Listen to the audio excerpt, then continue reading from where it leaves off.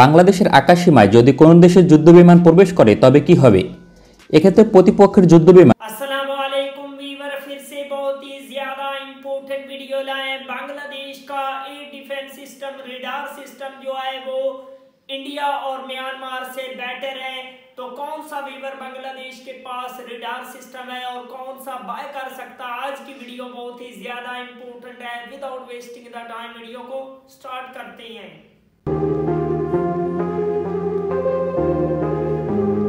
বাংলাদেশের আকাশসীমায় যদি কোনো দেশের যুদ্ধবিমান প্রবেশ করে তবে কি হবে?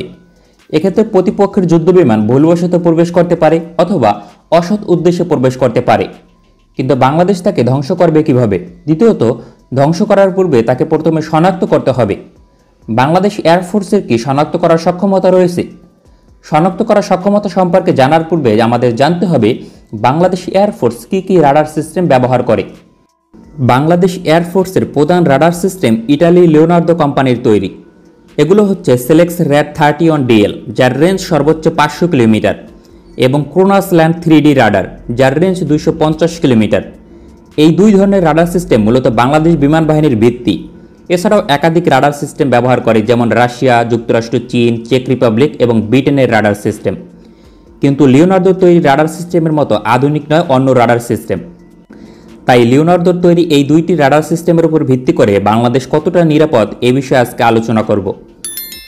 তার পূর্বে আমাদের জানতে হবে পার্শ্ববর্তী দেশের যুদ্ধবিমান সম্পর্কে, অর্থাৎ ভারত এবং মিয়ানমারের। তাদের যুদ্ধবিমানের রাডার ক্রস সেকশন এবং কতটা উচ্চতায় উড্ডয়ন করতে সক্ষম। ভারতের সবচেয়ে আধুনিক এবং কম রাডার ক্রস সেকশনযুক্ত যুদ্ধবিমান রাফালে, যার রাডার ক্রস সেকশন মাত্র 1 স্কয়ার মিটার, এবং সর্বোচ্চ উচ্চতায় উড্ডয়ন করতে সক্ষম SU-30 65,000 ফিট। মিয়ানমারের ক্ষেত্রে সবচেয়ে আধুনিক যুদ্ধবিমান SU-30কে ধরে নেওয়া যায়। সুতরাং বাংলাদেশ বিমান বাহিনীর রাডার সিস্টেম SU-30 এবং রাফালেকে কতটা দূর থেকে শনাক্ত করতে সক্ষম, এটাই মূল বিষয়। বাংলাদেশ বিমান বাহিনী বর্তমানে ইটালির তৈরি RAD-31DL অ্যাক্টিভ প্যাসিভ রাডার ব্যবহার করে, যার রেঞ্জ 500 কিলোমিটার পর্যন্ত এবং detection range 470 kilometre. 5 square metre টার্গেটের ক্ষেত্রে সর্বোচ্চ রেঞ্জ কার্যকর। সেক্ষেত্রে SU-30 যুদ্ধবিমানকে 470 কিলোমিটার দূর থেকে শনাক্ত করতে সক্ষম বাংলাদেশ এয়ারফোর্স। এক্ষেত্রে কোনো সমস্যা হবে না, কারণ SU-30 রাডার ক্রস সেকশন 6 থেকে 14 স্কয়ার মিটার পর্যন্ত। কিন্তু রাফালেকে শনাক্ত করতে হলে 1 থেকে 2 স্কয়ার মিটার টার্গেটকে শনাক্ত করতে হবে। এক্ষেত্রে বাংলাদেশ বিমান বাহিনীর RAD-31DL রাডার 250 কিলোমিটার দূর থেকে 2 স্কয়ার মিটার টার্গেটকে শনাক্ত করতে সক্ষম। সুতরাং রাফালে যদি কোনো ধরনের অস্ত্র বহন করে বাংলাদেশের আকাশসীমায় প্রবেশ করে, তবে 250 কিলোমিটার দূর থেকে তাকে শনাক্ত করা সম্ভব। যদি খালি অবস্থায় প্রবেশ করে তবে 170 কিলোমিটার দূর থেকে শনাক্ত করতে সক্ষম বাংলাদেশের এই রাডার সিস্টেম। একই সঙ্গে ইটালি লিওনার্দো কোম্পানির তৈরি RAD-31DL রাডার সর্বোচ্চ 90,000 ফিট উচ্চতার টার্গেটকে শনাক্ত করতে সক্ষম। ফলে SU-30কে 65,000 ফিট উচ্চতা থেকে শনাক্ত করতে কোনো সমস্যা হবে না। বাংলাদেশ বিমান বাহিনীর নিকট এই ধরনের একটি রাডার সিস্টেম রয়েছে, যা বর্তমানে বরিশালে মোতায়েন করা হয়েছে। এই রাডার সিস্টেম একটি ফিক্সড টাওয়ারে মোতায়েন করা হয়েছে, ফলে অন্যত্র সরিয়ে নেওয়া সহজ হবে না। এই রাডার সিস্টেম দিয়ে বাংলাদেশের 90% আকাশসীমায় নজরদারি করা সম্ভব। তবে রাফালের মতো লোয়ার রাডার ক্রস সেকশনযুক্ত যুদ্ধবিমানের ক্ষেত্রে দেশের 30% অঞ্চলে নজরদারি করতে সক্ষম।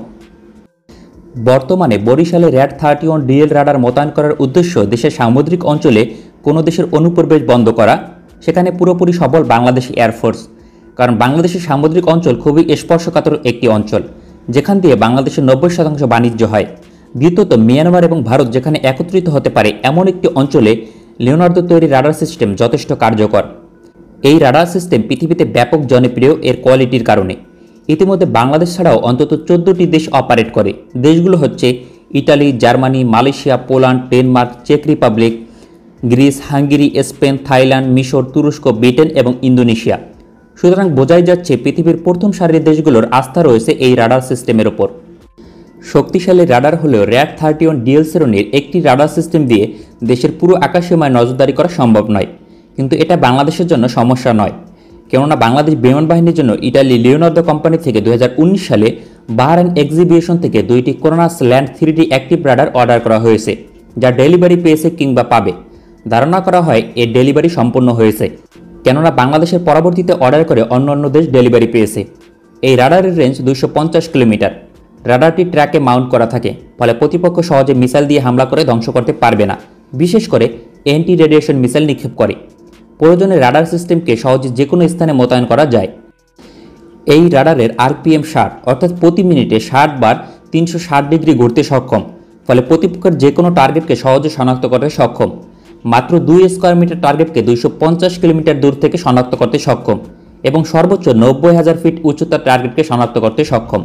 वाह वंडरफुल वीवर, बहुत ही ज्यादा शानदार और पावरफुल किस्म का रडार सिस्टम चीन का HQ-9B एयर डिफेंस सिस्टम बहुत ही ज्यादा शानदार और पावरफुल किस्म का है और इंशाल्लाह इन फ्यूचर में चीन जो है वो बांग्लादेश को HQ-19 एयर डिफेंस सिस्टम भी दे सकता है। अगर बांग्लादेश उसको लेना चाहे, पाकिस्तान उस एयर डिफेंस सिस्टम की डिमांड कर रहा है और साथ में बांग्लादेश को भी HQ-19 चीन का जो पावरफुल किस्म का लेटेस्ट वेरिएंट का एयर डिफेंस सिस्टम है उसको अपनी आर्मी का हिस्सा बनाना चाहिए। इंशाल्लाह बांग्लादेश ऐसा करेगा। मिलते हैं आपसे नेक्स्ट वीडियो में इंशाल्लाह, तब तक के लिए अल्लाह हाफिज़।